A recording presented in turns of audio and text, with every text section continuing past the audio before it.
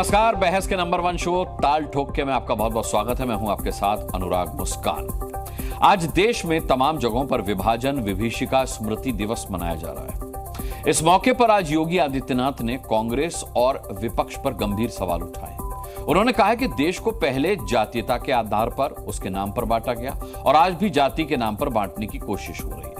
उन्होंने कहा कि जो कुछ हो रहा है जाति के नाम पर विभाजन की त्रासदी कथा बिल्कुल पहले जैसी ही है। उन्होंने देश में विभाजन के लिए सीधे तौर पर कांग्रेस को जिम्मेदार ठहराया तो बांग्लादेश में हिंदुओं पर हो रहे अत्याचार को लेकर के भी बिना नाम लिए कांग्रेस समेत विपक्ष को घेरा।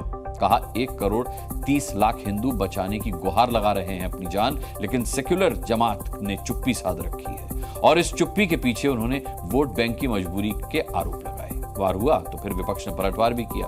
कांग्रेस ने कहा जाति के नाम पर बांटने का काम तो बीजेपी करती आई है। कामोबेश विपक्ष के दूसरे साथियों ने भी कांग्रेस के सुर में सुर मिलाया। अब सवाल उठता है कि आखिर आज की ये बहस क्यों जरूरी हो जाती है। मैं बताता हूं आपको। आज की ये बहस इसलिए जरूरी है क्योंकि योगी आदित्यनाथ ने जाति की राजनीति को, देखिए, जाति की राजनीति को गलत कहा है। क्योंकि योगी आदित्यनाथ ने कहा है कि जाति के नाम विभाजन का खेल चल रहा है, जाति के नाम पर विभाजन का खेल चल रहा है। ये डिबेट इसलिए जरूरी है क्योंकि बांग्लादेशी हिंदुओं पर अत्याचार मामले में देश के नेताओं की चुप्पी पर बड़े सवाल हैं। ये डिबेट इसलिए जरूरी है क्योंकि विपक्ष ने बीजेपी पर ही धर्म के नाम पर बांटने के आरोप लगाए हैं। विपक्ष का कहना है कि धर्म के नाम पर बांटने का काम तो बीजेपी करती है। चलिए इन तमाम सवालों पर ठोकेंगे ताल, लेकिन उससे पहले देख लेते हैं ये छोटी सी रिपोर्ट।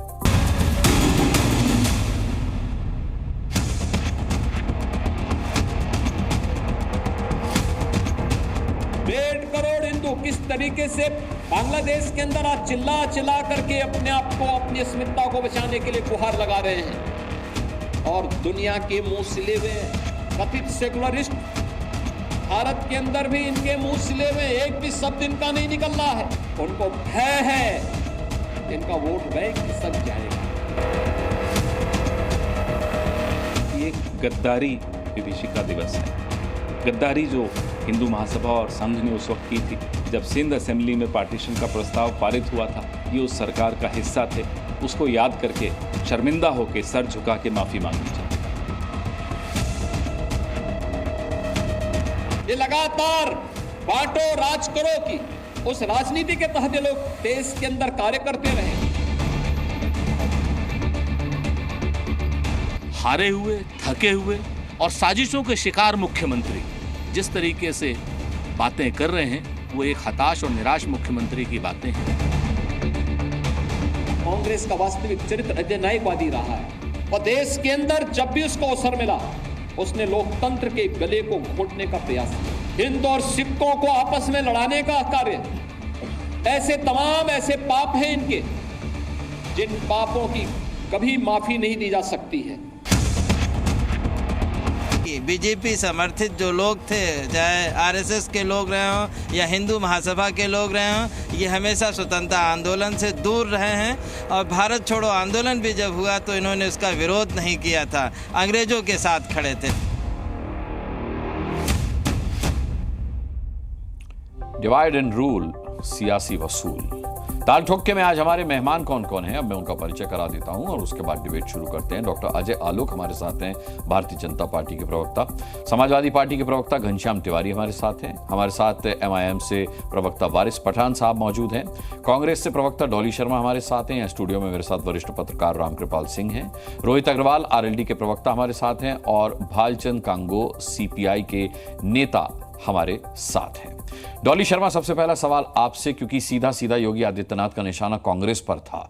कोई उन्होंने इनडायरेक्टली बात नहीं की, बल्कि उन्होंने साफ तौर पर कहा कि देश के विभाजन के लिए कांग्रेस जिम्मेदार है। क्या कहना है आपका? देखिए, देश की आज़ादी के लिए, देश की आज़ादी की लड़ाई के लिए और देश को एक रखने के लिए कांग्रेस जिम्मेदार है, इसमें कोई दो राय नहीं है। और ये वो लोग हैं जिन्होंने हमेशा से अंग्रेजों का साथ दिया। जब अंग्रेजों ने हमेशा से इनके नेता, जो इनकी हिस्ट्री रही है वो ये रही है कि इन लोगों ने अंग्रेजों की आर्मी में हिंदू लड़कों को भर्ती कराया। ये लोग तो वो लोग हैं जिन्होंने अंग्रेजों भारत छोड़ो का का विद्रोह किया, जिसमें इन्होंने कहा कि भाई नहीं, अंग्रेजों के साथ जाओ। ये वो लोग हैं जो अंग्रेजों से पेंशन लेते थे। ये बताएंगे कि भारत की स्वतंत्रता की लड़ाई कैसी थी या किसका क्या योगदान है। जिनका खुद का इतिहास अंग्रेजों के साथ मिले रहने का है, वो आज किसी को पाठ ना पढ़ाए। देश कैसे आजाद हुआ, देश का क्या हमारा इतिहास है, वो पूरा हिंदुस्तान जानता है। ठीक है। अजय आलोक, विभाजन विभीषिका स्मृति दिवस नहीं है, कांग्रेस का कहना है कि गद्दारी विभीषिका स्मृति दिवस है आज। देखिए अनुराग जी, इस देश का दुर्भाग्य है कि जब पहली बार इस देश के स्वतंत्र देश के पहले प्रधानमंत्री थे सुभाष चंद्र बोस, उनको हम कभी याद नहीं करते हैं, कांग्रेस ने कभी याद नहीं करने दिया पिछले 75 साल। दूसरे प्रधानमंत्री बने नेहरू, तो नेहरू जी ने शपथ ली थी, ये तो ऑन रिकॉर्ड है ना, ब्रिटिश थ्रोन की शपथ ली थी। उन्होंने अपनी एलिजेंस, अपनी वफादारी, अपनी भक्ति इंग्लैंड के राजघराने के कुर्सी के प्रति, उस सिंहासन के प्रति दिखाई थी पहले शपथ में। ये ऑन रिकॉर्ड है। ये तो है गद्दारी की विभीषिका। ये किसको नहीं पता है इस देश में कि दो व्यक्ति के अहंग, दोनों को बनना था प्रधानमंत्री, एक जिन्ना एक नेहरू। गांधी जी के प्रस्ताव को क्यों नहीं माना गया कि दे दो जिन्ना को लेकिन विभाजन मत करो? किसने नहीं माना था? ये भी ऑन रिकॉर्ड है। और 1947 में वही दृश्य आज जो योगी जी ने याद दिलाया है कि 1947 में उसी तरह से ईस्ट पाकिस्तान और वेस्ट पाकिस्तान से मार मार के हिंदुओं को भगाया जा रहा था। ट्रेन का ट्रेन, बस की बसें जल जल के आ रही थी, लाश काटे जा रहे थे, बच्चियों को मारा जा रहा था, रेप किया जा रहा था खुलेआम। गांधी जी जब कलकत्ता गए 1947 के बाद, तो गांधी जी जब कार से उतरे थे तो वहां पे बांग्लादेशी हिंदुओं ने सीधे कहा था, बाद में देना पाकिस्तान, पहले बचाओ हिंदुओं की जान। ये नारा लगा था कलकत्ता में। उस वक्त ये भूल गए। आज क्या हो रहा है? हिंदू सिर्फ हाथ जोड़ रहा है दोनों हाथ से, और बाकी लोग हाथ खोल रहे हैं अस्त्र लेके हिंदुओं को काटने के लिए। ये हाल है। और योगी जी अगर आज याद दिला रहे हैं कि ये विभीषिका हो चुकी है हमारे देश में, अब नहीं होने देंगे। हमारे ही बीच में आज 2024 में हमारे ही बीच में से बहुत लोग हैं इसी कांग्रेस पार्टी के जो खुलेआम कहते हैं कि भारत, जो बांग्लादेश में हुआ वो भारत में भी होगा, कोई रोक नहीं सकता। तो उस वक्त तो कांग्रेस की जुबान बंद हो जाती है। देश का विभाजन क्यों हुआ, किन परिस्थितियों में हुआ? देश का विभाजन धार्मिक आधार पर हुआ। जब जिन्ना ने साफ साफ कहा मुसलमानों के लिए पाकिस्तान है, हिंदुओं के लिए हिंदुस्तान है, तो आप बताइए ना कि किस कारण से हिंदुस्तान को हिंदुओं के लिए नहीं बनने दिया? सेकुलर शब्द तो उस वक्त इस देश के संविधान में था नहीं 1951 में। किस कारण से नहीं बनने दिया? ये थी तुष्टीकरण की राजनीति की, एक वोट बैंक को सहेज के रखो। मुस्लिम लीग जब चुनाव हुए थे 1945-1949 के, रिकॉर्ड में निकाल के देख लीजिए, उत्तर प्रदेश, बंगाल, बिहार, सारे मुसलमानों ने मुस्लिम लीग को चुनाव जिताया था। ये मुसलमान नहीं गए पाकिस्तान। सबसे बड़े समर्थक पाकिस्तान बनाने के यही लोग थे, कांग्रेस उनका समर्थन करती थी। उसी वोट बैंक को आज तक तराश रहे हैं, पाल रहे हैं, पोस रहे हैं। कभी भारत में बांग्लादेश बना रहे हैं, और खुल के बोलने की किसी को हिम्मत नहीं आज बांग्लादेश के हिंदुओं पर। चुप, कोई एक शब्द नहीं। बंगाल में जो रेप हुआ, 4 दिन के बाद आज राहुल गांधी की आवाज निकली है कि न्याय होना चाहिए। क्यों? 4 दिन पहले न्याय नहीं होना चाहिए? वर्किंग डॉक्टर के रेप कर देते हैं, उस पर न्याय नहीं होना चाहिए। कानपुर में रेप कर दे समाजवादी पार्टी का नेता, उस पर रेप नहीं होना चाहिए। अयोध्या में रेप कर दे इनके अवधेश प्रसाद का विश्वस्त सहयोगी, उस पर जांच नहीं होनी चाहिए, कार्रवाई नहीं होनी चाहिए। चुप लगा जाएंगे, मुंह पर फेविकॉल लगा लेंगे। ये है विभाजन की विभीषिका जिसको हम नहीं होने देना चाहते हैं। इसलिए आज का दिन सब पे कार्रवाई होनी चाहिए, सब पे कार्रवाई होनी चाहिए। 4 दिन के बाद की तरह नहीं, मणिपुर जल रहा है, लड़कियों को नंगा घुमाया जा रहा है। आप कहाँ थे? 4 दिन के बाद याद आया, मणिपुर याद आ गया। कहाँ हो? मणिपुर 200 दिन से जल रहा है, कहाँ हो? क्या हो रहा है मणिपुर में? याद नहीं आएगा, कानपुर याद नहीं आएगा, बंगाल याद नहीं आएगा। क्यों नहीं बोल रहे थे? क्यों नहीं बोल रहे थे? हम तो सबके लिए बोल रहे हैं, हम तो सबके लिए बोल रहे हैं। दोहरा चरित्र गांव में दो मई होती है, नॉर्थ साउथ को अलग कर दो, दो मुंह, नॉर्थ साउथ को अलग कर दो, हिंदुओं को बांट दो जातियों में, मुसलमानों को बैठ के पालते रहो। मिले हुए लोग, विभाजनकारी इनके दिमाग में जहर भरा हुआ है, विभाजनकारी दिमाग में जहर भरा हुआ। अंग्रेजों के टट्टू तो आप लोग थे, अंग्रेजों के टट्टू आज भी आप लोग हैं जो यूरोप में जाके कहते हैं कि भारत में लोकतंत्र खतरे में है। इंग्लैंड में कौन जाके बोलता है, हार्वर्ड में, कैम्ब्रिज में, कि भारत का लोकतंत्र खतरे में, यूरोप चुप है? अरे बीच में बात करने की औकात नहीं है। ये वो आप ही के नेता के बोल याद दिला रहा हूं मैं। अदेश सुन भी चुका है, ये वो नेहरू है जो परिवार, जिनका पूरा परिवार, हिंदुओं से क्यों लगाव रहेगा? हिंदू है सारे नहीं लोग टकाया, देश की इनसे आजादी लगाओ की लड़ाई में रहे। ठीक है, उनसे जो है उनसे लगाओ रखते हैं, अजय आलोक जो है उनसे लगाओ रखते हैं। यहाँ बैठकर झूठ मत परोसो। क्यों बीच में बोल रही है? मिर्ची लग रही है, सच्चाई ये जान तो चुकी मेरा है। टर्न था ना अनुराग जी। ठीक है, ठीक है, ठीक है। अभी फिलहाल दोनों का टर्म अभी के लिए खत्म। अब मैं दोबारा आऊंगा आपके पास। वारिस पठान साहब हमारे साथ हैं। घनश्याम तिवारी का भी मैं रुख करता हूं, लेकिन उससे पहले वारिस पठान साहब के पास रुख करूंगा। और चुप होकर बैठे रहते हो। ठीक है डॉली जी, आते हैं आपके पास आते हैं। वारिस पठान साहब, तुष्टीकरण की राजनीति कौन कर रहा है? योगी आदित्यनाथ का कहना है कि आजादी के समय से तुष्टीकरण की राजनीति कांग्रेस कर रही है। विपक्ष का आरोप है कि तुष्टीकरण की राजनीति का तमगा ही बीजेपी को जाता है, उसकी शुरुआत का श्रेय बीजेपी को जाता है। दूसरी बात योगी आदित्यनाथ ने बहुत अहम कही कि हिंदुओं पर जब जुल्म होते हैं तो विपक्ष खामोश रहता है। आपके नेता असदुद्दीन ओवैसी जय फिलिस्तीन का नारा तो लगाते हैं, लेकिन बांग्लादेश के हिंदुओं के बारे में उन्होंने अब तक कुछ कहा नहीं। वारिस पठान साहब देखिए साहब, सबसे पहली बात तो अनुराग जी है कि योगी टोटली फेल हो चुके हैं as the chief minister of Uttar Pradesh. संविधान की शपथ लेके उत्तर प्रदेश के मुख्यमंत्री बने हैं, मगर हर दिन संविधान का गला घोट रहे। उनके राज्य में क्या हो रहा है आप देखिए, उन्ना हो गया, हाथरस हो गया। हर आए दिन गरीब बेगुनाह मुसलमानों के घरों को बुलडोजर से उखाड़ा जाता है बिना नोटिस दिए। कितनी बार क्राइम रेट बढ़ गया, योगी को उसकी परवाह नहीं है। और बीजेपी तुष्टीकरण की बात ना ही करे तो अच्छा है, क्योंकि मोदी जी ने अभी जितनी 170 के करीब कुछ स्पीच दी लोकसभा की, मैं अभी पढ़ रहा था, उसमें से 130 जगह के ऊपर इस्लामी फोबिया की उन्होंने बात कर दी है। तो तुष्टीकरण तो इनके रग रग में बसा हुआ है। तुष्टीकरण किए बिना तो बीजेपी आगे बढ़ भी नहीं सकती। कौन कर रहा है हिंदू मुसलमान देश के अंदर? चलिए बताइए। गाय गंगा दंगा मंदिर। वारिस पठान साहब, जब हिंदू मुसलमान के आधार पर देश विभाजित हुआ था, बीजेपी तो तब अस्तित्व में भी नहीं थी। आप सुनिए बात, जब देश का विभाजन हुआ था, विभाजन के पहले हम लोगों ने, हमारे पूर्वजों ने अपनी जानें गंवाई देश की आजादी के लिए। उस समय आरएसएस कहा था, जरा पूछिए भाजपा के प्रवक्ता को, यह आरएसएस ब्रिटिशरों के, अच्छा सुनो, जो रजाकार थे हैदराबाद वो के चले गए, और जो वफादार थे कुछ छोड़ गए यहाँ पे। सुनिए आलोक, छोड़ गए यहाँ पे, तो मैं नहीं बोला, चले गए, कुछ यहाँ रह गए हैं आप लोग के जैसे। अब ये देखिए क्या डिसेंसी रह गई। चलिए आप बोल दीजिए, मेरा टाइम भी इनको दे दो, चलिए जाने। नहीं वारिस पठान साहब बोलिए। आज आलोक अच्छी बात नहीं है, डॉक्टर हो, पढ़े लिखे आदमी हो, ऐसा बेवकूफी की तरह बात कर। बोलिए वारिस भाई, बोलिए आपके बारे में। नहीं बोलिए बात नंबर 3, सही, आप ही सब बुद्धि जो रजाकार थे जी, जो रजाकार थे वो चले गए, और जो वफादार थे वो यहाँ बैठ के अजय आलोक बीजेपी और आरएसएस के मुंह से झूठ का पर्दाफाश करते हैं, रोज बैठ के आंखों में आके डाल के इनको करारा जवाब देते हैं, जिनका इनके पास कोई तथ्य कुछ होता नहीं है। ऐसी बात हो। सुनिए मेरी बात अजय आलोक, अब बताओ कहाँ था आरएसएस? 52 साल तक हमारे तिरंगे का अपमान करने लगा था। आज आपको तिरंगा याद आ गया, तिरंगा रैली याद आ गई। आपके लिए तो तिरंगा में भी आरएसएस था, जब मुसलमान मार रहे थे, हिंदुओं को काट रहे थे, भगवा कलर आरएसएस बचा रहा था। आप नहीं बचाने आए थे। रजाकार की आर्मी आप तो हिंदुस्तान में मिलने से मना कर रहे थे। निजाम ऑफ हैदराबाद के चीफ सिपहसालार कौन थे? ओवैसी के दादाजी ना। वो माफीनामे, वो निजाम की आर्मी के चीफ सिपहसालार कौन थे? रजाकारों को किसने भगाया? बांग्लादेश, बर्मा और पाकिस्तान।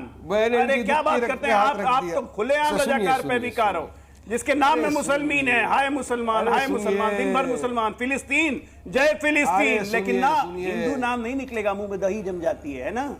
अच्छा जय फिलिस्तीन ना। अच्छा सुनिए, अच्छा याद दिलाया। अब बोलो, अरे याद दिलाया, खुल के बोलो कि हाँ नफरत करता हूं हिंदुओं से। बोलो ना खुल के। सुनो अजय आलोक, सुनो खोल के बोलो। आप लोग चलने वाला, आप भी बोलेंगे उसके बीच में, फिर मैं बोलूंगा, मस्त मजा आएगा। मुझे तो बीच में बोलने में बहुत अच्छा लगता है, मेरा तो हॉबी है बीच में बोलने का। आगे आपको आपने बोला कि बोलिए अजय आलोक, मैं बोल रहा डिबेट से चले, बोलिए। आपको तो नहीं बोलने दूंगा मैं अजय आलोक, बोल दिया, लिख लो।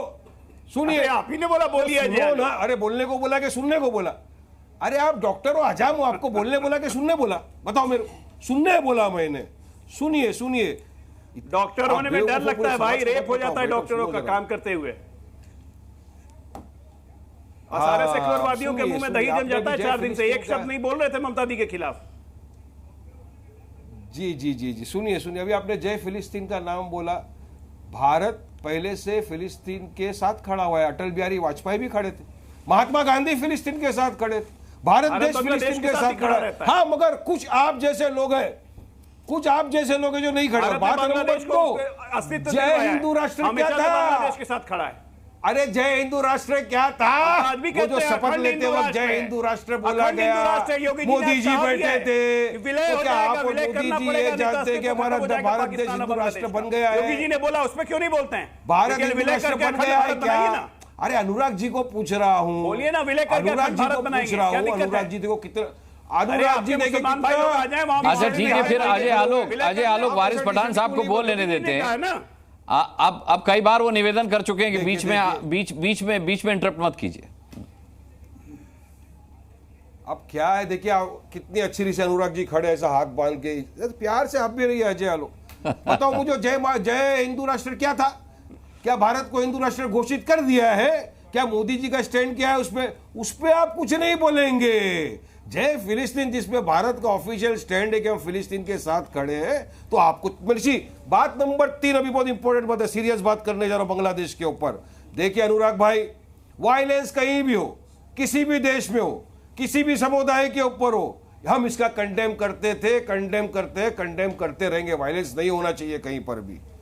आज जो बांग्लादेश में हो रहा है उसका भी हम कंडेमनेशन करते हैं, और जो बांग्लादेश की आड़ में हिंदुस्तान के अंदर जो मुसलमानों को बांग्लादेशी समझकर उनके झोपड़ियों को तोड़ा जा रहा है, आग लगाई जा रही है, उनका भी हम खंडन करते हैं। ये कहां हो रहा है वारिस पठान साहब, ये कहां हो रहा है? बांग्लादेशी ही नहीं थे।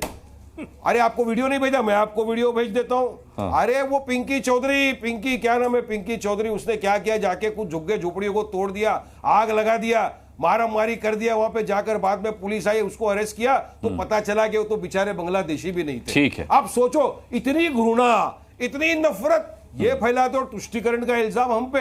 अरे अजय आलोक, शर्म करो, लोग विकास की बात करना चाहते हैं, युवा को रोजगार चाहिए, और बांग्लादेश के ऊपर जो घटना हुई हम तो कंडेम करते हैं। इंटरनेशनल कानून मालूम है आपको क्या है, कि जहां पर भी मेजोरिटेरियन गवर्नमेंट है, सरकार है, उसका दायित्व बनता है, फर्ज बनता है कि वो अपने यहाँ की माइनॉरिटी की रक्षा करे। आप कहाँ रक्षा कर रहे हो? आप तो हर दिन आके बोलते तो हिंदू खतरे में। अरे अनुराग भाई, मुझे एक चीज समझाइए, बहुत अच्छी रीत से समझाइए मुझे, भारत का हिंदू खतरे में कैसा हो सकता है बताइए मुझे। प्रधानमंत्री Hindu, defence minister Hindu, military के टॉप ब्रास हिंदू, बड़े बड़े एंकर हिंदू, बड़े प्रवक्ता हिंदू, तो फिर भारत के अंदर हमारा हिंदू भाई खतरे में कैसा आ सकता है? ये बताता है इनके झूठ की जो दुकान है ना, जो मैं रोज शाम को बैठ के खोलता हूं, रोज इनके जो पोल खोलता हूं, इसलिए इनको तकलीफ होती है मेरे बोलने से, मुझे बोलने नहीं देते ये लोग, मगर मेरा आवाज इनसे बहुत भारी है। आप काफी देर से बोल रहे हैं, भले ही आपको कोई ना बोलने दे वारिस पठान, लेकिन आप लगातार बोल रहे हैं। आपका अंदाज बड़ा फिल्मी है, मुझे बड़ा मजा आता है आपको सुनने में। चलिए मैं लाता हूं आपको डिबेट में, घनश्याम तिवारी जी का रुख कर लेते हैं। घनश्याम तिवारी जी, आज योगी आदित्यनाथ ने बड़े गंभीर आरोप लगाए विपक्ष पर। उन्होंने विभाजन का आरोप लगाया, उन्होंने कहा कि बांग्लादेश में जब हिंदुओं पर अत्याचार हो रहा था तो यहां विपक्ष का मुंह सिला हुआ था, किसी ने कोई अत्याचार के खिलाफ एक शब्द नहीं बोला। लेकिन अखिलेश यादव फिर भी तंज करने से, कसने से बाज नहीं आया। उनको तिकड़ी फिर अच्छी नहीं लगी जब 2 डिप्टी सीएम और 1 सीएम को उन्होंने साथ देखा। तो नमस्कार अनुराग जी, आपको, दर्शकों और को पैनलिस्ट को, सभी को आज़ादी की पूर्व संध्या पर शुभकामनाएं जी। और हमारी उम्मीद रहेगी कि हमारे साझा प्रयास से एक भारत ऐसा बने जहां पे युवाओं के पास रोजगार हो, आपस में प्रेम हो, सद्भावना हो, और देश विकास के नए आयाम छुए। अब जो आपके दर्शक देख रहे हैं, मुझे लगता है कि नफरत भारतीय जनता पार्टी की अपनी खेती है, उससे कोई कम्पीट नहीं कर सकता। और जहाँ तक महिलाओं के सम्मान की बात है, जो पार्टी बिल्किस बानो के रेपिस्ट के साथ खड़ी हो जाती है, ब्रजभूषण शरण सिंह के साथ खड़ी हो जाती है, IIT-BHU के रेपिस्ट के साथ खड़ी होती है, चिन्मयानंद के साथ खड़ी होती है, उसके पास कोई नैतिक आधार नहीं रहता है। लेकिन सवाल है कि कल देश में स्वतंत्रता दिवस मनाया जाएगा, और हम में से हर एक को सोचना है कि जब हम अपने बच्चों को स्वतंत्रता दिवस के बारे में बताएंगे तो क्या बताएंगे। आप ये तो बताएंगे कि पंडित जवाहरलाल नेहरू जी ने स्वतंत्रता की लड़ाई लड़ी थी, 10 साल जेल में रहे थे, महात्मा गांधी ने लड़ाई लड़ी थी, लेकिन पूरी बात बताइएगा कि जब उसके 8 महीने बाद, 7 महीने बाद महात्मा गांधी की हत्या हो जाती है, जिसमें RSS पे आरोप लगता है, RSS और BJP एक ही है, RSS पे आरोप लगता है, उस हत्या के बाद RSS बैन भी होता है, और उस हत्या के बाद पूरा देश रो रहा होता है, सिर्फ RSS है जो मिठाई बांट रहा होता है। पूरी बात बताइएगा कि जब आप इतिहास के पन्ने पलटते हैं तो आपको RSS BJP एक ही है दोनों, इनका एक भी फ्रीडम फाइटर नहीं मिलता है। अगर अनुराग मुस्कान से पूछा जाए कि आप RSS के 5 स्वतंत्रता सेनानी बताइए। अनुराग मुस्कान, यहाँ पर डॉक्टर अजय आलोक नहीं बता पाएंगे, थे ही नहीं। अगर आप अंग्रेजों का समर्थन करेंगे तो आप स्वतंत्रता सेनानी तो नहीं कहलाएंगे। तो सवाल ये है, सवाल आप एक डिबेट ऑर्गेनाइज कीजिएगा, वहां में बुलाइएगा वक्ता के तौर पर, फिर बताया जाएगा आपको। यहाँ तो मैं कंडक्ट कर रहा हूँ, यहाँ सवाल पूछने का अधिकार मेरा है। किसी को नहीं टोका मुझे, मैं अपनी बात जी आप बोलिए, अपनी बात पूरी कर लेता हूँ जी। योगी आदित्यनाथ जो तंज कस रहे थे वो समाजवादी पार्टी पे नहीं कस रहे थे, वो उन पे कस रहे थे जिनको वो प्रणाम भी नहीं करना चाहते, नमस्कार भी नहीं करना चाहते। क्योंकि जुबान तो सिली हुई है नरेंद्र मोदी जी की, जुबान सिली हुई है राजनाथ सिंह की, जुबान सिली हुई है जयशंकर जी की। बांग्लादेश में जो हुआ है उसने भारत की विदेश नीति की विफलता को साबित किया है। और जो हो रहा है, जिस तरीके से वहां पर हिंदू समाज खतरे में है, यह सरकार क्या कर रही है? क्या आपने नरेंद्र मोदी जी की, जब बंगाल में चुनाव था तो नरेंद्र मोदी जी चले गए थे बांग्लादेश। आज जब बांग्लादेश में इस तरह का विध्वंस हो रहा है, कहां है ये सरकार? अच्छा, मैं कह रहा हूं किसी ने कुछ नहीं किया, लेकिन प्रधानमंत्री ने एक्स पर पोस्ट करके वहां हो रहे हिंदुओं पर अत्याचार पर चिंता जताई थी। अखिलेश यादव ने किया क्या ऐसा? राहुल गांधी ने किया क्या ऐसा? प्रियंका जी ने किया क्या ऐसा? या किसी और विपक्ष के नेता ने किया क्या ऐसा? आप अपनी विफलता पे चिंता मत जताइए, जिम्मेदारी लीजिए। आप प्रधानमंत्री हैं। योगी आदित्यनाथ जी पे पुरानी बात पे आता हूं फिर से। 3 साल पहले भास्कर की ये रिपोर्ट, एक योगी का जाति मोह, राजपूतों की ही पीठ के महंत है सीएम योगी, एनकाउंटर में अधिकतर दूसरी जातियों के लोग ही मरे, अफसरों में अधिकतर प्रमुख पोस्टिंग राजपूतों को ही मिली। और वो उसका हेडलाइन क्या था? ठाकुरवाद के आरोप में योगी की खरी खरी, केवल राजपूतों की राजनीति करने के आरोप करने लगने पर मुझे कोई दुख नहीं, भगवान भी इसी जाति के थे। जब योगी आदित्यनाथ स्वयं को ठाकुर घोषित कर चुके हैं, केवल ठाकुरों की राजनीति करना चाहते हैं और इसका गर्व करते हैं। अरे भाई, तो जातिगत जनगणना की मांग तो आप भी करते हैं, ढोंगी लोग हैं। जाति आधारित जनगणना की मांग तो आप भी करते हैं, इसमें क्या दिक्कत है? नहीं, आप बात को घुमाइए मत। नहीं, मैं कहां घुमा रहा हूं? आप नहीं करते क्या मांग? सिर्फ ढोंगी लोग हैं जो कहते हैं कि मैं योगी हूं और फिर अपनी जाति का के गर्व के बोध की राजनीति करते हैं। सिर्फ ढोंगी। इस देश में सिर्फ वो जो व्यक्ति एक जाति का होकर के कहे कि मुझे अपनी जाति की राजनीति करने का गर्व है, सबको प्रवचन दे, वो ढोंगी हो सकता है, योगी नहीं हो सकता। ठीक है, मैं अपनी बात समाप्त करता हूं ये कह के कि कल स्वतंत्रता दिवस है। अपने बच्चों को अच्छी बात सुनाइए और पूछिए कि क्या वो भारतीय जनता पार्टी के, आरएसएस के एक भी फ्रीडम फाइटर का, स्वतंत्रता सेनानी का नाम जानते हैं? ठीक है। मैं इस पर अजय आलोक का एक कमेंट ले लेता हूं, बहुत संक्षिप्त रहिएगा, फिर राम कृपाल जी करो। मिठाई बांटे, वो कभी भी देशभक्ति का पाठ नहीं पढ़ा सकते। ठीक, अजय आलोक। रेप पे भी ब्रजभूषण शरण सिंह और बाकी लोग के नाम ये गिनवा रहे थे। अभी तो हाल ही की ना बात है, नवाब यादव किसका रिश्तेदार था, किसका इलेक्शन मैनेज करता था कितने साल से? मुलायम सिंह यादव जी को स्वर्गीय हुए ज़्यादा समय नहीं हुआ है। रेप लड़कों से गलती हो जाती है, फांसी पे चढ़ा दें उनको।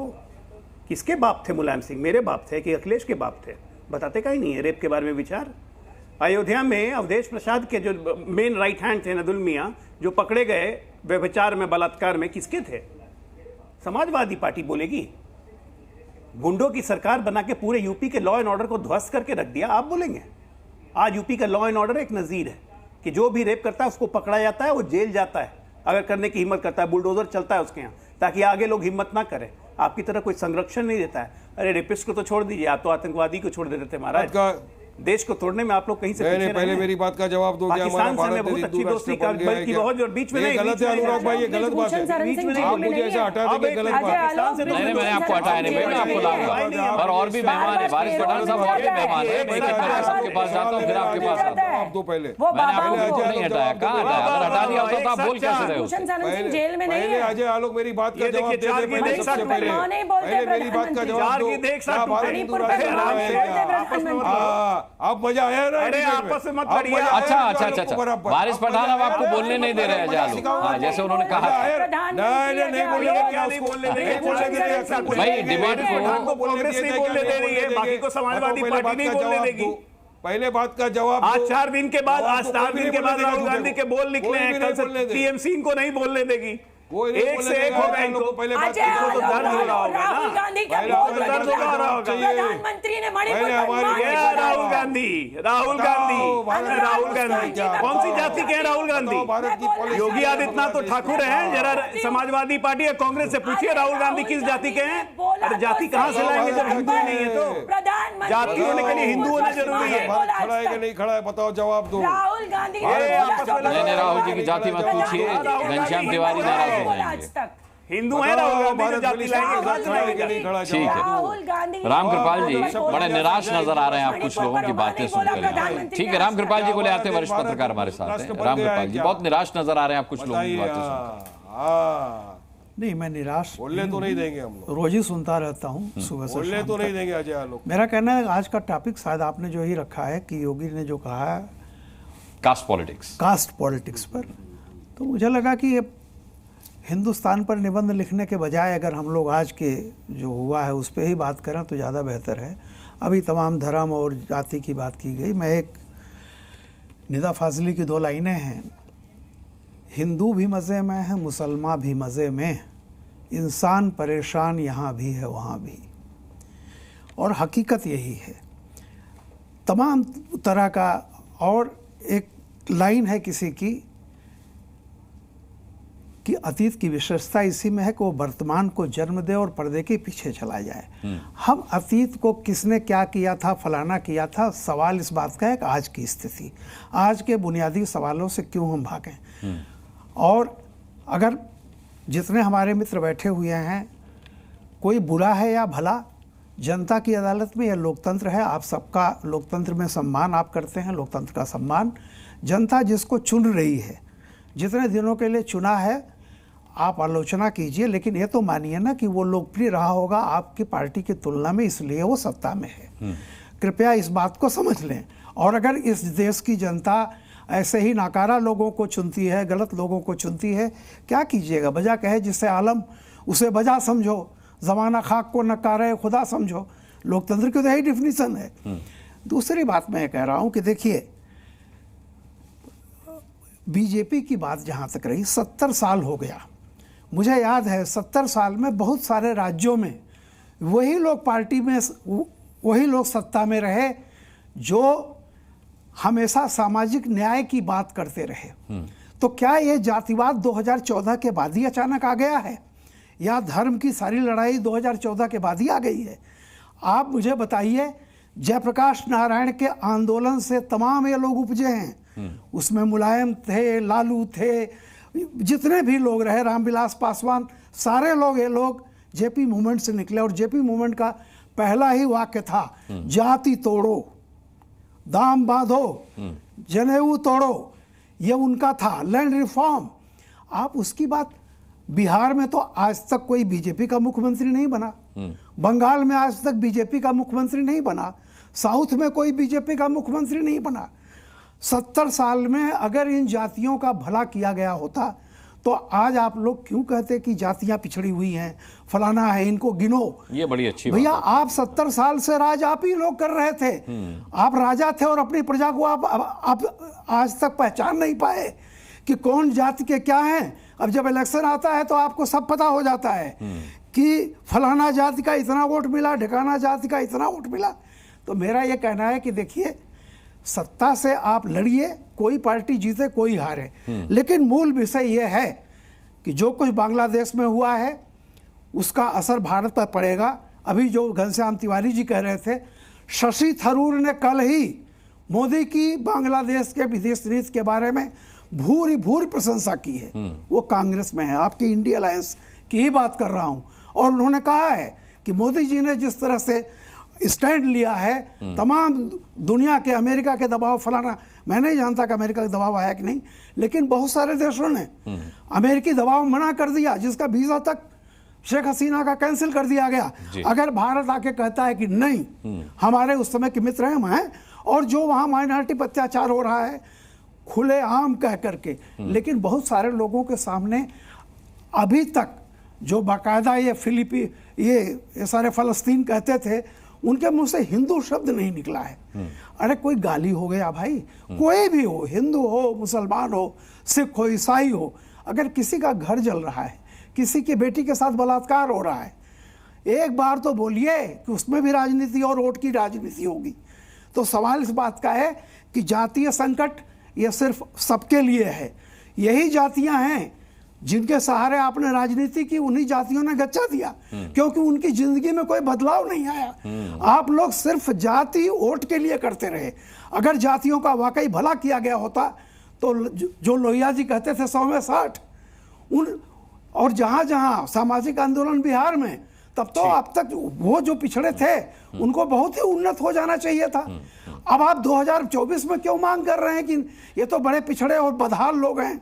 किसने बदहाल बनाया? ठीक है, आप अपनी ऑटोबायोग्राफी लिख रहे हैं। तो मेरा ये कहना है कि ज्वलन सवालों से भागिए मत।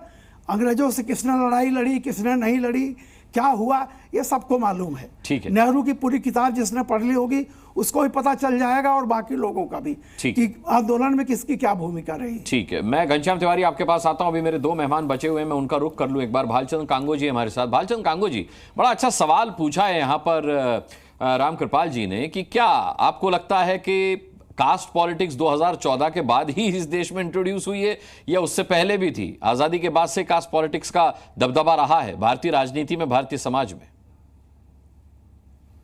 देखिए, भारतीय समाज की वैशिष्ट्य जाति का संघर्ष ये हमारे समाज में कई हजारों साल से रहा है। इसीलिए हमारे कॉन्स्टिट्यूशन में, हमारे संविधान में जाति आधार सोशल जस्टिस के लिए रिजर्वेशन की मांग की गई है और वो मंजूर की गई है। तो हमारे संविधान में भी इसका जिक्र किया गया है कि भारत ये जातिग्रस्त समाज है और इसको जाति से मुक्त करने के लिए जो समाज को तकलीफ है उसको रिजर्वेशन देना जरूरी है। और अभी मांग ये चल रही है कि क्या 50-75 साल के रिजर्वेशन के बाद क्या ये पॉलिसी बराबर है कि गलत है, ये मालूम करने का तरीका कौन सा है? देखिए, 1931 से जनगणना हो रही है, वर्ल्ड वॉर हो गया लेकिन जनगणना हुई। वर्ल्ड वॉर का बहाना करके अंग्रेज लोगों ने ये नहीं कहा कि वर्ल्ड वॉर हो रही तो हम जनगणना नहीं करेंगे, लेकिन कोविड का बहाना लेकर 2021 में जनगणना हुई नहीं। अभी तो इलेक्शन भी हो गए और इलेक्शन होने वाले हैं, लेकिन जनगणना का पता नहीं है। अब जनगणना सिर्फ किस लिए करते हैं भाई? कोई भी आपकी इकोनॉमिक पॉलिसी करना है तो जनगणना करना जरूरी है। और 75 साल के कॉन्स्टिट्यूशनल एग्जिस्टेंस के बाद, संविधान के बाद, जिसके अंदर एफर्मेटिव एक्शन रिजर्वेशन किया गया है, उसका असर कितना हुआ ये देखने के लिए अगर कोई मांग करता है कि जात आधारित जनगणना करनी चाहिए तो इसमें जातीयता कहां से आती है? ये मेरे को सवाल पूछना है। उसके लिए कास्ट सेंसस की मांग सही है और जायज ऐसा मेरे को लगता है, लेकिन हमारा आज का विषय वो नहीं है। हमारा विषय है कि बीजेपी और योगी जी जो कर रहे हैं आज के दिन में 14 तारीख को, वो क्या है? देखिए, मैं इतिहास का उपयोग आज के वोट पॉलिटिक्स के लिए करने की एक साजिश रची जाती है। देश में मेजॉरिटी और माइनॉरिटी के बीच में हमेशा टेंशन रहे और अपने को वोट मिले, इस राजनीति से यानी विभाजन विभीषिका स्मृति दिवस एक साजिश है आपके हिसाब से?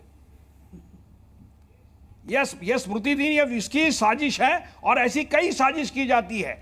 ये मेरे को लगता है कि बार बार ये करके, क्योंकि हमारे देश का जब आजाद हुआ तो हमारे देश में 2 सोच चली थी।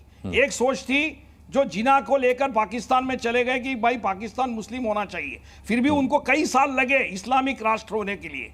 लेकिन हमारे पास हमारे जो राजनीति नेता थे वो ये समझते थे कि ये गलत है। उसीलिए हमने 1938 में देश को जब आज़ादी का संविधान दिया तो हमने सभी जातियों को, धर्म को इस देश में रहने की आज़ादी दी और किसी एक जाति का और धर्म का देश नहीं था, यह स्पष्ट किया। और इसीलिए से 75 साल चले। लेकिन जिन लोगों को यह मंजूर नहीं था वो आज़ादी का और संविधान ने दी हुई आज़ादी का उपयोग करके देश में हमें हमेशा से कुछ न कुछ सवालों को लेकर मेजॉरिटी और माइनॉरिटी में किस तरह से टेंशन तैयार रहे, ये कोशिश करते रहे। बाबरी मस्जिद और राम जन्मभूमि का सवाल उसका ही था, लेकिन जैसे राम मंदिर हो गया तो अब वो तनाव खत्म हो रहा है। तो लोगों को समझ में आता है कि भाई क्या चल रहा है, और इसीलिए लोग जो है इससे परेशान है। बांग्लादेश में 1971 में जो हुआ वो क्या हुआ? बांग्लादेश वर्सेस इस्लामिक कल्चर, इसमें संघर्ष हुआ था। तो क्या बांग्लादेशी जो कल्चर है वो क्या हिंदू कल्चर था क्या? वो मुस्लिम लोगों ने भी बांग्ला लैंग्वेज को, रविंद्रनाथ टैगोर को अपना समझा था। उसमें धर्म का झगड़ा नहीं था, कल्चर का झगड़ा था। तो इसीलिए मेरे को लगता है कि इनको हम समझना चाहिए कि देश भारत में रहने वाले मुसलमान ये इंडियन मुस्लिम्स है, उनको दुनिया के मुसलमानों के साथ जोड़कर राजनीति। ठीक है भालचंद जी, लौटूंगा आपके पास। रोहित अग्रवाल जी, यहाँ के विभाजन विभीषिका स्मृति दिवस को साजिश बता रहे हैं कांगू जी। देखिए अनुराग भाई, मैं तो उस विचारधारा वाली पार्टी से आता हूं जिससे श्रद्धेय चौधरी चरण सिंह जी द्वारा गठित की गई पार्टी है। और श्रद्धेय चौधरी चरण सिंह जी की तो बात ही यही थी कि जाति तोड़ो आंदोलन चलाया था उन्होंने, और अंतरजातीय विवाहों को उन्होंने प्रोत्साहन देने का काम किया था। सबसे पहले जो देश के अंदर जाति तोड़ो आंदोलन अगर किसी ने स्थापित करने का काम किया था, ग्राउंड पे लेके आए थे, जो वो श्रद्धेय चौधरी चरण सिंह जी थे। तो आज हम एआई के युग में आने के बाद अगर धर्म और जाति के नाम पे देश में उन्माद फैलाने का काम करें, क्या ये सही है? आज क्या कर रहा है विपक्ष? आप बात करते हैं एक तरफ जातिगत जनगणना की, वहीं पे जब आपकी जाति पूछ ली जाती है सदन में तो साहब आपके सहयोगी अखिलेश यादव जो है आपे के बाहर हो जाते हैं। तो आपको पहले तो ये समझना पड़ेगा ना कि आप दूसरे की जाति पूछना चाहते हो, दूसरे को लड़ाना चाहते हो, परंतु स्वयं पे जब बात आती है तब आप वो कहते हो कि साहब ये गलत हो रहा है। यहाँ पे हमने तो कभी किसी की नहीं पूछी। आप पत्रकारों की जाति पूछना चाहते हो, पर आपकी जब जाति पूछी जाती है तो आप सदन में आपे के बाहर हो जाते हो। तो ये दिखाता है कहीं ना कहीं दोहरा चरित्र है, और ये सिर्फ कुर्सी की लालसा है। कभी आप पीडीए की बात करते हो, परंतु जब पी फॉर पांडे जी को आप सदन के अंदर अपना नेता प्रतिपक्ष बना देते हो, तो ये दिखाई पड़ता है कि आप खाली एक ठगने का काम कर रहे हो, जाति और धर्म के नाम पे उन्माद फैला के। अभी हमारे मित्र बैठे हुए हैं वारिस पठान जी, अब वो सिवाय मुसलमानों के उनसे कोई बात ही नहीं कर सकता। आप उनसे जब भी बात करिए तो उनको सिर्फ और सिर्फ एक मुस्लिम की बात करनी है। बुरी बात नहीं है, आप करिए मुस्लिम की बात, परंतु देश तो सबका है ना, 140 करोड़ देशवासियों का है। तो इंसानियत की बात कौन करेगा, ह्यूमैनिटी की बात कौन करेगा? तो हमको और आपको ये समझना पड़ेगा। रोहित जी, देश हिंदू का भी है, मुसलमान का भी है, बट केंद्रीय मंत्री गिरिराज सिंह का एक बड़ा बयान आया है, वो मैं यहाँ सुनवा देता हूँ। उन्होंने कहा कि हमारे पूर्वजों से गलती हुई है। गिरिराज सिंह ने कहा कि आजादी के बाद नेहरू को पीएम बनाना बहुत बड़ी गलती थी, उनकी जगह सरदार पटेल पीएम होते तो अच्छा होता। गिरिराज सिंह ने कहा कि बंटवारे के समय सभी मुसलमानों को पाकिस्तान भेज देते और हिंदुओं को भारत ले आते तो ये सब नहीं होता। सुनिए क्या कहा। पूर्वजों से और भी एक बड़ी भूल हुई, जो नेहरू को प्रधानमंत्री बनाया। शायद पटेल प्रधानमंत्री बने होते, राजेंद्र बाबू राष्ट्रपति रहते, तो देश आज ये हिंदुओं को ये दुर्दशा नहीं होती। तो ये सबसे बड़ी भूल हुई। अगर सारे मुसलमानों को पाकिस्तान में भेज दिया गया होता और सारे हिंदुओं को पाकिस्तान से हिंदुस्तान लाया गया होता, तो ना यहाँ वक्फ बोर्ड को 9 लाख हेक्टेयर मुफ्त की जमीन होती, और ना हमारे वहाँ हिंदू सिख ईसाई मारे जाते। डॉली शर्मा जी, गिरिराज सिंह ने बात तो योगी आदित्यनाथ वाली कही है, पर जरा घुमा के कही है। उन्होंने कहा है कि नेहरू को पीएम बनाना ही गलती थी। ये आज कुछ भी कहें, क्योंकि देखिए अनुराग मुस्कान जी, मैं पहली बात बड़ा दुख होता है मुझे कि देश की आज़ादी का जश्न मनाने की बजाय ये लोग बांटने की बात कर रहे हैं। कल 15 अगस्त है, हमारे देश में आज़ादी का जश्न मनाने का दिन है। ये बहुत लोगों की कुर्बानी इस आज़ादी में गई है, बहुत लोगों ने अपनी जान समाजवादी पार्टी कर रही है, कहीं पीडीए की बात करते हैं, कभी जातिगत जनगणना की बात करते हैं, और जातियों के नाम पे बांटने का काम कर रहे हैं। नहीं, रोहित अग्रवाल जी हैं, रोहित अग्रवाल जी। नहीं, अजय आलोक तो बेचारे चुपचाप बैठे। और आपको आप वारिस पठान को इंडिया गठबंधन में हिस्सा भी नहीं बनाती है अपना। जब बात आती है वारिस पठान को अपने साथ लेने की, तब आप उनको बाहर कर देती है इंडिया गठबंधन से। अनुराग जी, आप इनको बोलेंगे? अच्छा रोहित जी सुन लीजिए, डॉली जी को सुन लीजिए, आपत्ति आप अपनी बारी पे जता दीजिएगा। अनुराग जी, आप इनको बोलेंगे? बोल दिया, आप बोलिए। नहीं, आप वारिस भाई बैठे हैं, आप पूछिए ना इनसे क्या। अच्छा मैं पूछता हूँ इंडिया गठबंधन में क्यों नहीं हिस्सा दिया आपने वारिस पठान को? रोहित जी, आप भाई जवाब देना पड़ेगा ना, देश की जनता पूछ रही है। अरे आप मुसलमानों का वोट चाहिए, रोहित जी मुसलमानों के नाम पे आप दूसरे का टाइम भी खाते हैं, अपने में भी बोलते हैं, आप मुसलमान को हक नहीं देना चाहते हो। देश को बांटने का काम आप लोग कर रहे हो यहाँ पर बैठकर। ठीक है, डॉली जी को बोले दीजिए, आपका सवाल होगा। की बातें यहाँ कर रहे हो। कभी AIM को अछूत बना दोगे, तो ये तो आपका दोहरा चरित्र है डॉली शर्मा जी। ये तो एक्सपोज होना चाहिए ना, देश की जनता को समझना चाहिए। कि भैया वारिस पठान में ऐसी कौन से कील कांटे जो गुड़े हुए हैं जो आप उनको इंडिया गठबंधन में आपने नहीं लिया? ये तो जवाब आपको देना पड़ेगा। देश की जनता पूछेगी ना आपसे पूछेगी कि जातियों के नाम पे पीडीए चिल्लाते चिल्लाते P4 पांडे जी कैसे हुआ, माता प्रसाद पांडे कैसे बन गए? चलिए उसका घनश्याम तिवारी जी से जवाब लेंगे। अभी डॉली जी से जो पूछा है उनको जवाब देने दीजिए। डॉली जी बोलिए। रोहित जी इन्हीं को बोल लेने दीजिए, रोहित जी को ही बोल लेने दीजिए, अनुराग जी कोई जरूरत नहीं है। आप ये लोग हम अपनी टर्न में भी बोलेंगे, हमारे में भी बोलेंगे। वारिस भाई वारिस भाई को लाता हूँ, मैं वारिस भाई को लाता हूँ। आपका सवाल रोहित जी वारिस जी से पूछूंगा, मैं भी लाता हूँ। अरे अब आप चुप हो जाइए, दूसरे को बोलने दीजिए, अपनी बारी में बोल लीजिएगा। मैडम आप ही ने कहा इन्हीं को बोल लेने दीजिए, तो मैं बोलने शुरू किया तो फिर आपको नहीं, ये मैं तय करूंगा, ये मुझ पे छोड़ दीजिए। नहीं, डॉली जी बोलिए, डॉली जी बोलिए। साइड कर दीजिए मैडम, मैं बोल सकता हूं। इनको बोलने दीजिए। बोलिए डॉली जी बोलिए। हाँ तो बोलिए ना, बोलते रहिए, बोलते रहिए। तो आप जवाब कब देंगी? देश की जनता देश आज देख रहा है कि आजादी का जश्न मनाने की बजाय देश के बहुत सारे अनगिनत शहीदों का अच्छा, आप दोनों एक दूसरे को बोलने दीजिए। घनश्याम तिवारी जी को ले आता हूँ। घनश्याम तिवारी जी बहुत देर से कुछ कहना चाह रहे हैं। घनश्याम तिवारी जी, परिवार हो जाता है। और सवाल रोहित जी आप पर भी उठा रहे हैं, सवाल उन्होंने आपसे भी पूछा। अरे कुछ नहीं आता आप लोगों को देश में बांटने के अलावा, कुछ नहीं आता आप लोगों को मुद्दों से भटकाने के अलावा, कुछ नहीं आता आप लोगों को देश को बांटने के अलावा। हिंदू मुस्लिम धर्म जात, हिंदू मुस्लिम धर्म जात। ठीक है रोहित जी शांत हो जाइए, रोहित जी शांत हो जाइए। घनश्याम तिवारी जी सुनेगी, आपको जवाब भी देना पड़ेगा। अच्छा तो अब जवाब ले लेते ना। आपने वारिस पठान से सवाल पूछा, डॉली शर्मा से सवाल पूछा, घनश्याम तिवारी से सवाल पूछा, तो अब घनश्याम तिवारी जी से आपके सवाल का जवाब ले लेते। घनश्याम तिवारी जी, दो टूक कहूंगा। अक्टूबर 2020 हेडलाइन छपी कि जयंत चौधरी के ऊपर लाठीचार्ज हुआ। क्यों हुआ? हाथरस की बेटी के लिए न्याय में खड़े थे। लाठीचार्ज किसने किया? योगी आदित्यनाथ ने किया। हाँ ठीक है, वही कह रहे हैं, वही कह रहे हैं। अरे वही कह रहे हैं, सुन लीजिए। घनश्याम तिवारी वही कह रहे हैं। फरवरी अनुराग जी एक बार फरवरी 2024 फरवरी 2024 ठीक है, वही कह रहे हैं। आप आगे सुन लीजिए उनको। चवन्नी नहीं हूँ कि पलट जाऊंगा। जयंत चौधरी ने कहा कि चवन्नी। अरे रोहित जी बहुत देर से शांत थे और अब जब बोले तो किसी को बोलने नहीं दे रहे। हमारे नेता का ये तमगा है कि उन्होंने दलित बेटी को। हाँ ठीक है, हो गया रोहित जी। जयंत चौधरी जी ने कहा चवन्नी, फरवरी 2024 जयंत चौधरी जी ने कहा चवन्नी नहीं हूँ कि पलट जाऊंगा। और फिर न जाने भारतीय जनता पार्टी ने कितने सिक्के उछाले कि आरएलडी के सारे प्रवक्ता पलटे दिखाई दे रहे हैं। आपके अध्यक्ष कह रहे हैं चवन्नी नहीं पलट जाऊंगा, और आप लोग हैं कि सिक्कों की तरफ पलटते रहते हैं। मुद्दे पर आइए। देखिए ऐसे बहस नहीं होती है रोहित जी, ये बदतमीजी है, ये बदतमीजी है। बदतमीजी बंद कीजिए, दर्शकों का अपमान है। अनुराग जी, दर्शकों का अपमान है, सरासर बदतमीजी। नहीं रोहित जी शांत हो जाइए भाई, रोहित जी शांत हो जाइए। आपका मैसेज क्लियर हो गया। हमने गठबंधन बदला है, गठबंधन बदलने को पलटना नहीं कहते हैं। आप सभी के बीच में बोलेंगे। गठबंधन तो आपने भी बदला ना। आपका गठबंधन मायावती जी के साथ 2019 में। अरे भाई रोहित जी को शांत कीजिए।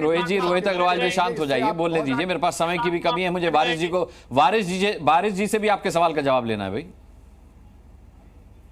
देखिए दो टूक बातें कहूंगा। अभी आपने बात दिखाई मंत्री जी की, तो गिरिराज सिंह जी ने ब्रह्मेश्वर मुखिया, जिसे बुचर ऑफ बिहार कहा जाता है, उसे बिहार का गांधी कहा था, जिसके ऊपर उनके ऊपर केस दर्ज हुआ था। वो किसके खिलाफ था? वो देश के दलितों के खिलाफ था। तो गिरिराज सिंह हो या फिर भारतीय जनता पार्टी हो, मानसिकता एक ही है।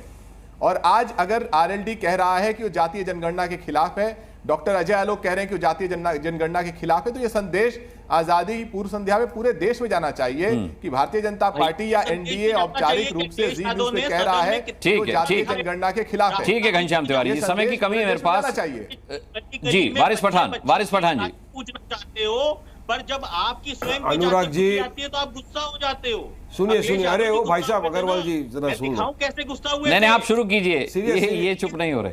हाँ जाति कैसे पूछी? देखिए अनुराग जी, मैं सुन रहा था गिरिराज जी का बयान।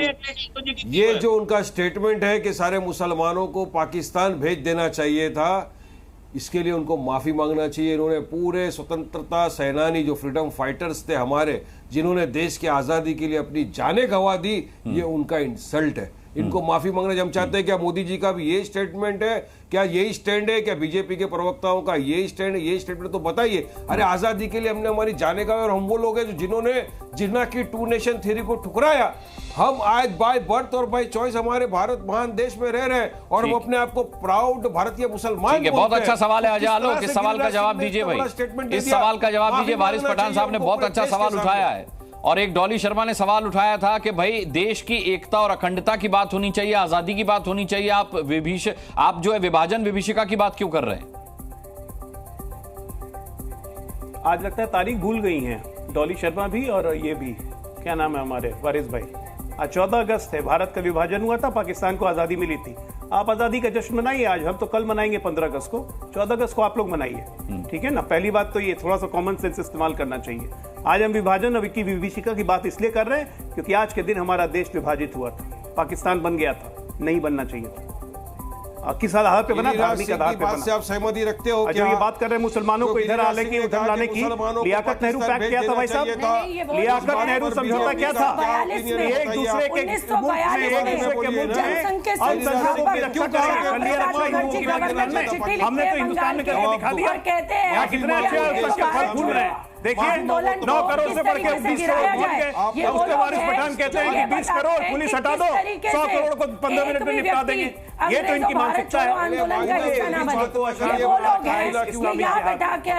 हर जगह दारुल इस्लाम बनाने के लिए चाहत रखते हैं ये लोग, और ऐसे आजादी के आंदोलन मैं मानता हूं कि हर जाति को राजनीति का लाभ मिलना चाहिए, जाति के नाम पर राजनीति नहीं होनी चाहिए, ये गलत परंपरा है। देखिए कांगो जी कितना आनंद ले रहे हैं इस लड़ाई और झगड़े का, और यही होता आया है देश में। जब राजनीतिक पार्टियां देश हित छोड़ करके आपस में झगड़ती हैं तो कुछ लोग वाकई में मजे भी लेते हैं, जैसे इस वक्त भालचंद कांगो जी ले रहे हैं। बहुत बहुत धन्यवाद करना चाहूंगा आज के ताल ठोक के डिबेट में जुड़ने के लिए सभी मेहमानों का, आप दर्शकों का भी आज की डिबेट में शामिल होने के लिए बहुत बहुत धन्यवाद। कल शाम 5 बजे फिर ताल ठोकेंगे किसी एक सवाल पर, तब तक के लिए इजाजत दीजिए।